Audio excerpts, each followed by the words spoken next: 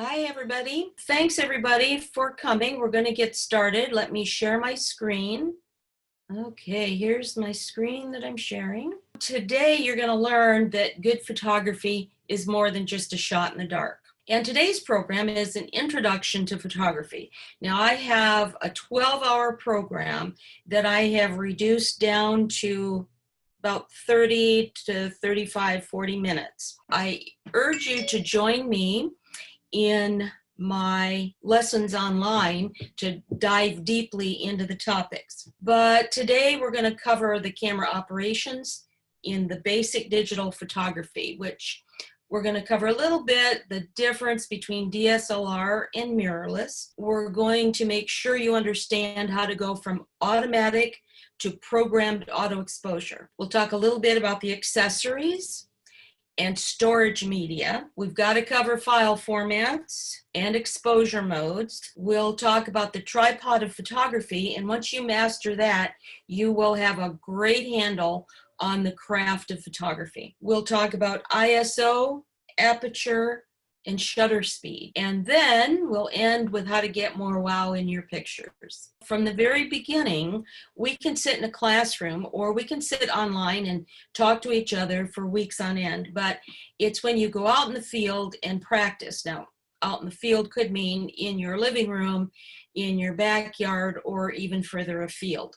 But you have to practice what we learn in the lessons to really internalize it and be successful. So we're going to cover a little bit, just a little, about DSLR and mirrorless. Either you have a digital single lens reflex camera, that's where the mirror pops up and down, or a mirrorless that doesn't have that. So a mirrorless camera is lighter, it's more compact, it's faster and better for video, and there are fewer lens and accessories, although they are coming up to speed very quickly with lots of new accessories and lenses. And I have my eye on a new one because I also have a mirrorless camera as well as a DSLR. With a DSLR, they've been around for many, many years. You have a wide lens selection, and it has an optical viewfinder that actually works better in low light levels. But it's more complex and it's bulkier. So those are the main advantages and disadvantages between the two camera styles. If you're shooting on automatic, raise your hand.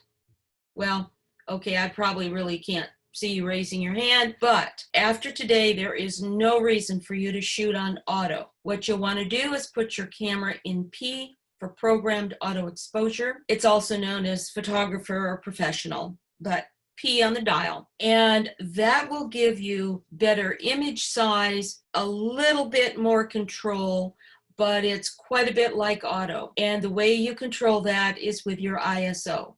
So no more automatic.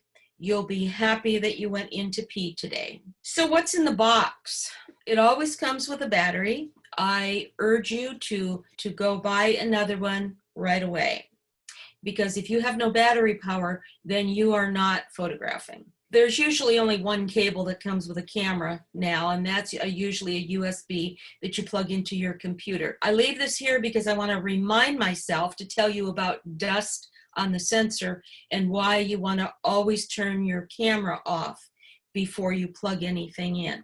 So the strap usually comes with, and I have a whole discussion on changing out some of the straps. And nowadays you don't have a manual typically that comes with the camera. If there is a manual, it's so basic that it doesn't give you real answers for any deeper questions. So you can download it from the manufacturer's website, and I recommend that you keep that on your cell phone so that when you're out in the field, everybody has their cell phone on them, hopefully, and you can refer to it right there. You always have it with you. And then the software. You don't necessarily need the software that comes with the camera, because you can use Windows Media if you have a PC, or Photos if you have a Mac. So if you see these spots here, this one up here on the right, that really looks like a bird, but it's so indistinct, I retouched that out. But if you see these other spots, that's dust on the sensor.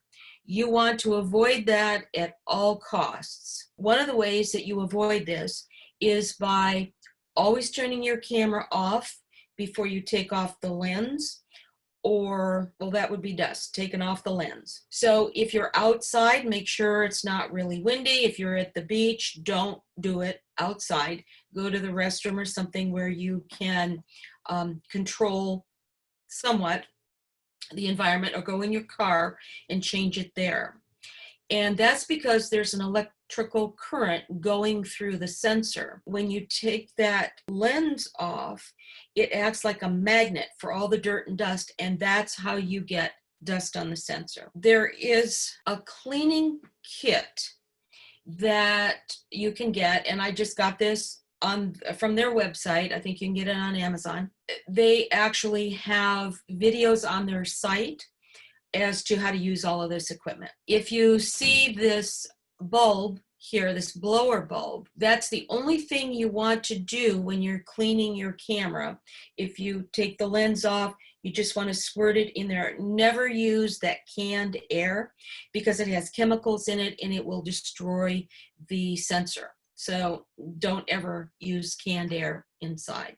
So the strap, the software, and filters. A lot of times people will try to sell you filters to go onto your lens. There are two camps, one that says buy them, the other that says don't buy them. I don't buy them because it affects the contrast in our pictures. And if you've noticed your lens, the lens is curved like the meniscus curve on our knee, and a filter is flat. So it bends the light rays coming into through the lens. Also, glass has color, even if it's very subtle. And so that also has an impact on our pictures. With that said, however, there are a couple of filters that I do use that you cannot reproduce in Photoshop, and that's a polarizing filter. And we go into this in much more detail in the lessons, but this is an example of what a polarizing filter does. The before, it has glare, and when you turn it and you bend the light rays coming into the lens, you eliminate that glare. So a polarizing filter helps with glare. You can't fix that in Photoshop. It also makes the sky a darker blue. A lens hood is very important. Frequently, they come with the lens, but if they don't, you should go to the camera manufacturer's website, find out what model you need, and then you can order it on Amazon. You want to use a lens hood always, shooting outside, shooting inside. And the picture on the right shows it attached to my camera.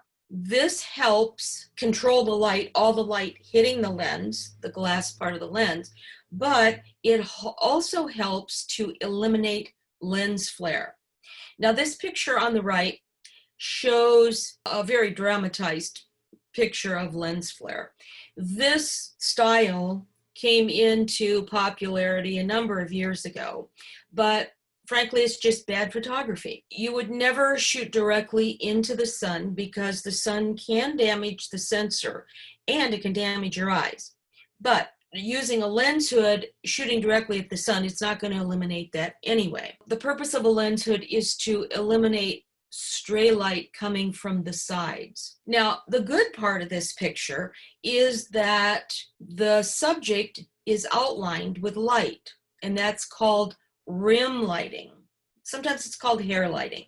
But the good part of this is he is distinctly separate from the background. If there were no light on the back of him, he would blend in with his dark red sweater and his dark hair. He would blend in with the background. So in that regard, this type of light is advantageous. It's a good thing. But regardless, you never want lens flare unless you do it intentionally like this. Now, another purchase that you must consider if you're serious about photography is a tripod. And make sure it's not too short. You can get it in 3 or 4 sections. I think if it's in 4 sections, it folds down flatter for travel. I mean, it's more convenient for travel. And get some with flip levers instead of the twists. I've spent money on more than one occasion on twist legs, and you can't tell if the leg is fastened tight, whereas you can with a flip lever. And I have pictures of this for you. You want to get a ball head, and they come with a quick release plate, or you can buy rails or a separate quick release plate. Manfrotto and Benro are good names. They've been in the industry a long time. I have one of each, and you'll want to know the difference between carbon fiber and aluminum. Carbon fiber is lighter than aluminum. If you're doing much traveling, every ounce really counts, so you might be more in favor of a carbon fiber tripod. However, carbon fiber is a bit more expensive, so you have to evaluate the trade-off. So here is one of my tripods. This is one of my travel tripods, and you've got some fasteners here that you could adjust the legs vertically or horizontally, not up and down. But let's say you're on an uneven terrain and you want to lift one of the legs separately, you can do it with this. And here are the flip levers, and this is the ball head. So this moves very smoothly when you want to adjust your camera. And this little notch here allows you to tilt the camera on its side and face it front. So that notch is what that's for. Now the quick release plate goes in here. You take it out of the tripod. After you set the tripod up, you take it out of the tripod, screw it into the bottom of your camera. There's a little screw hole in there. And once that's fastened in there, tight, not too tight, but tight enough, you put that back into the head here, and you tighten this knob down.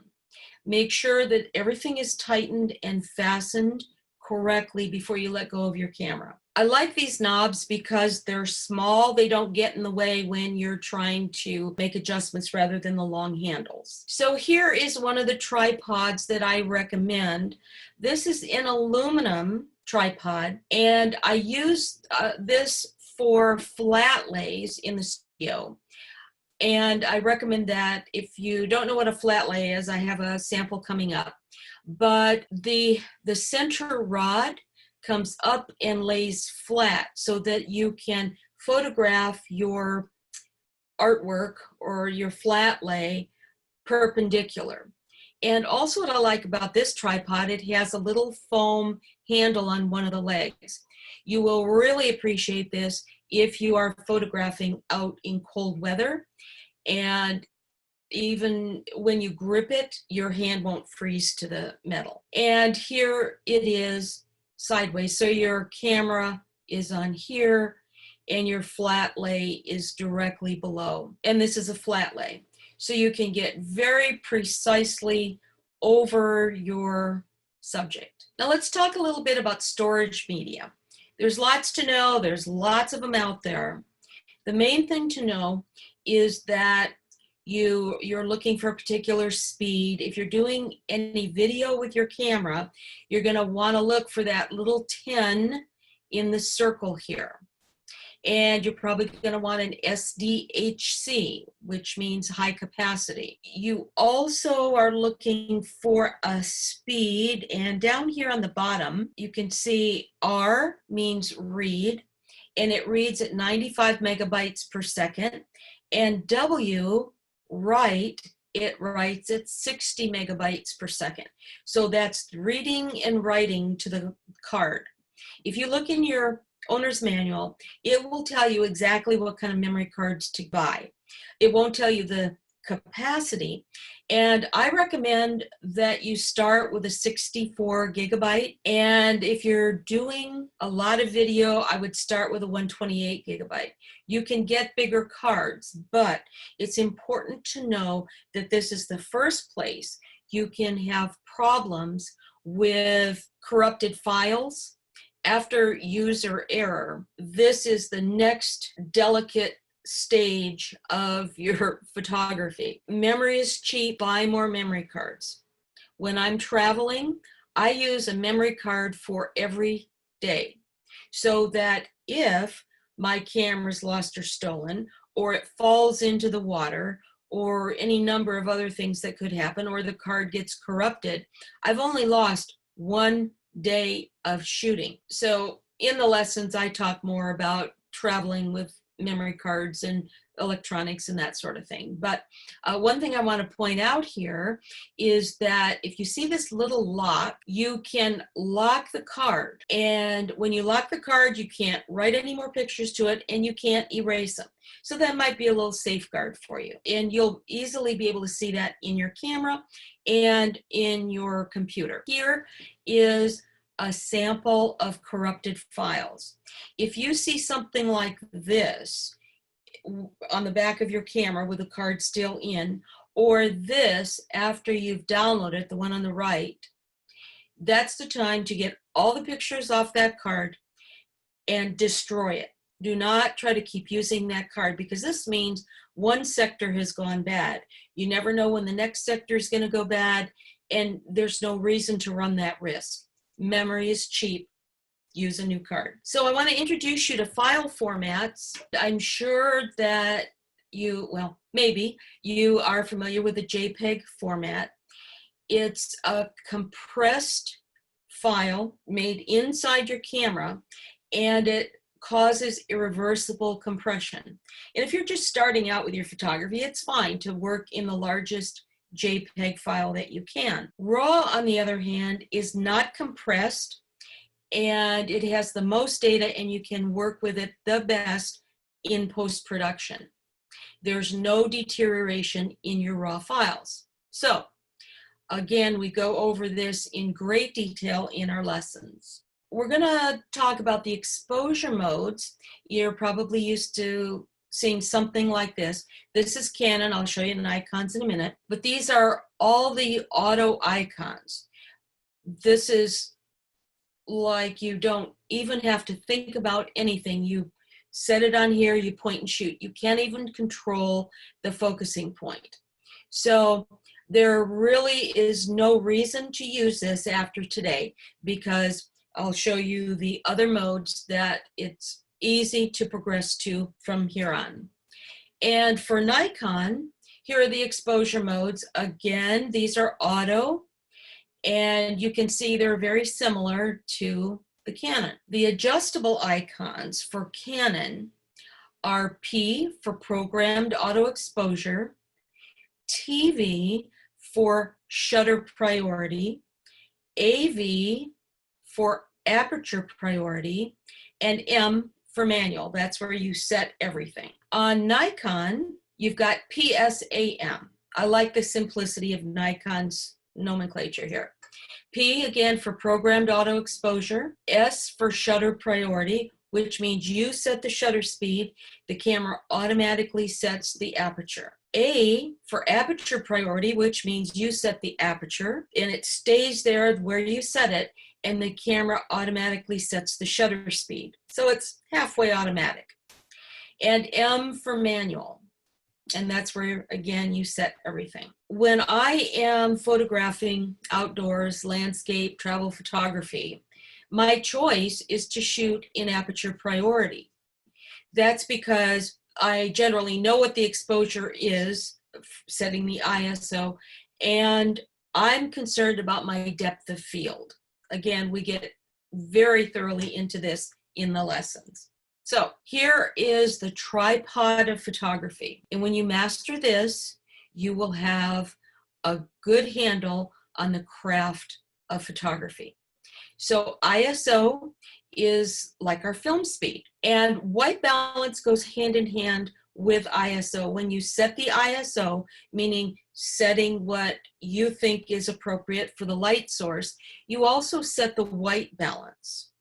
And I'll tell you a little bit more about this too. Aperture, that's the size of the opening in the lens, and the shutter speed. So what does ISO mean? When we shot with film, it's the same thing. It's the same correlation from film to digital, same measurements, but now we have a lot more of them. And it's the sensitivity to light.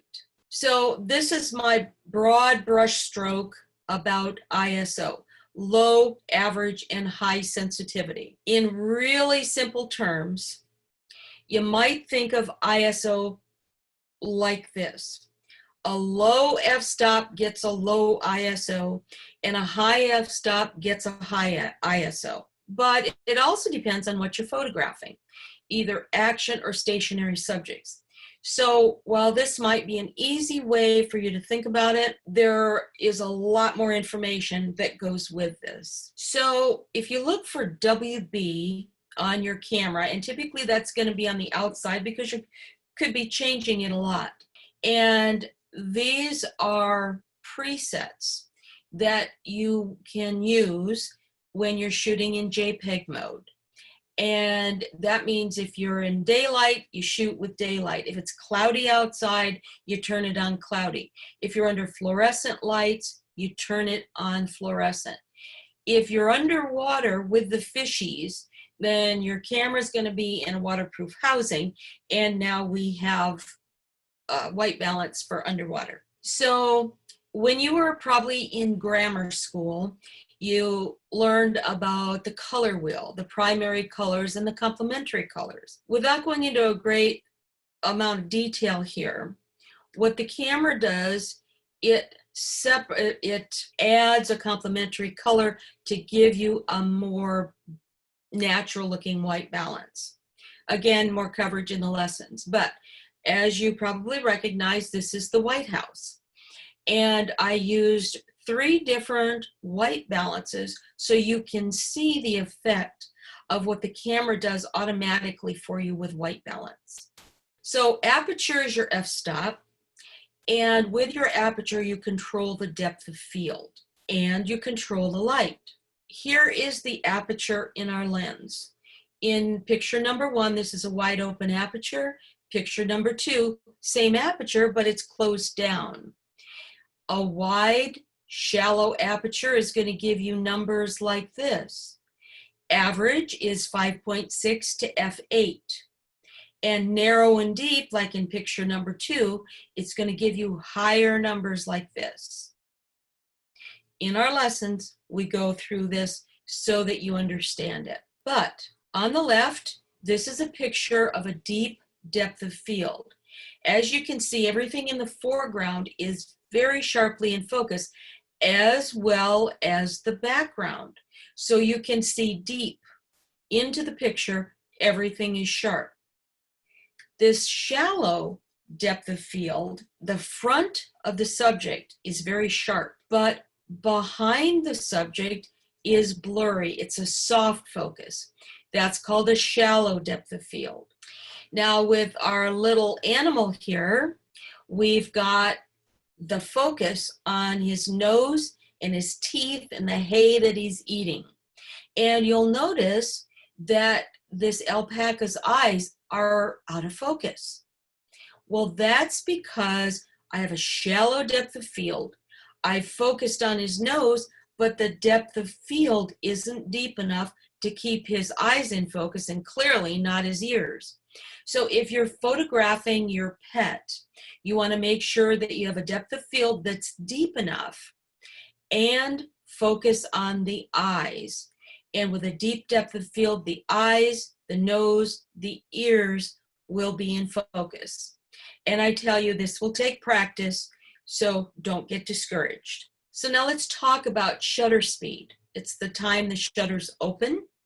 You control the action, and you control the light here too. So these again are my broad brush strokes as far as shutter speeds. Slow is 30 seconds, and the little quotes mark is a slow shutter speed, and you'll need a tripod for that. A shutter speed of 1/25 of a second to 1/50th of a second, you can hand hold and use your image stabilizer or vibration reduction. An average shutter speed is 1/60th to 1/160th, and fast is anything faster than that. So in this picture on the left, a fast shutter speed basically stops the action in the water. Compared to the one on the right, exactly the same composition, Same focus, you can see the logs in focus in both, but the water that is moving, it's creating motion in your picture. And here's a closer picture. You can see that everything's in focus, but this is a 1 second exposure, which gives us this misty moving water feel. In here, we've got the same F11 where the water fountain and the building, the letters, everything's in focus from near to far. But you can see the water droplets in the air. And that's because we're at 1/640th of a second. Very fast. It's stopped the action. So now you put it all together when you're in the manual mode. You set the ISO, the white balance, the aperture and shutter speed, and in the handout, you'll want to be sure and download this. I'll put the link to it at the end so you can link to it and download the handout. You can print out the whole thing or just this page. It's full size. But you'll want to cut this out and keep it in your camera bag. Laminate it so it lasts for almost forever. And you'll see along the bottom, the low sensitivity ISO, 50, 100, it's pretty sharp. As you increase the ISO, it starts to get more pixelated. The higher the pixel, the higher the number, the more pixelation, but the higher the sensitivity. Shutter speeds fast really stop the action, and you can see by this guide that the slower the shutter speed, the blurrier your subject gets. And then for aperture, a small aperture, that little tiny hole, will give you a very deep depth of field. Everything will be sharp from near to far. But as that aperture opens up, the wider the opening, the blurrier the background becomes. So where do you go from here? Well, you go beyond the basics. You work on your composition. We have creativity projects. You learn what's under the hood, all the tools that you can use. You've got to get your digital workflow established. And Lightroom and Photoshop. It is the industry standard for post-processing your pictures. And it takes a little bit to learn it, but once you do, you won't know what you did without it. So to get a little bit more wow, the biggest, bestest tip I can give you today is use your rule of thirds. It's like tic-tac-toe. And when you put your subject where these lines intersect, on the left is horizontal, on the right is when you turn your camera vertically, you will immediately have a more powerful image. But even further to that, if you place your subject in any one of the four corners, it will be very powerful. Much more interesting than putting your subject smack dab in the middle. So demonstrating with this picture here, I've overlaid the tic-tac-toe or the rule of thirds. Notice where I put the subject. The subject and his reflection is on the left-hand side, mostly in the lower left square. But also notice that the logs are also pointing to the subject. These are leading lines. And notice that the tree line goes up. It's another leading line. You've got a leading line across here, and the background is made up of cinder cone material, but the color also leads your eye, and it adds interest throughout the image. Yes, all of this was intentional. So in photography, we like S curves, C curves, and triangles. So we've got a C curve here. We've got a straight horizon line. We've got soft feet and ankles, S curves, heads tilted. But also notice the position the subjects are in. And look in the background, and it repeats the natural element in the background. So it's important to pay attention to where your horizon line is. Right now, it's intersecting her camera and her neck and her head. A better way to treat this is to have the horizon line above or below. So you either have to get much higher than the subject or much lower so that her head is in the sky. Now, we've eliminated the horizon line here, but if you look at this one, the horizon line is not straight. Your viewer will see that. They may not recognize that it's crooked, but you have to see that. You have to see everything and fix it, preferably in camera, but always fix it in post-production. Now, you'll also notice that, frankly, we've got another horizon line that is actually the surf line. And again, it's intersecting her camera and her hat just like it was over here. So again, above and below the subject will help eliminate that. So always give your subject nose room.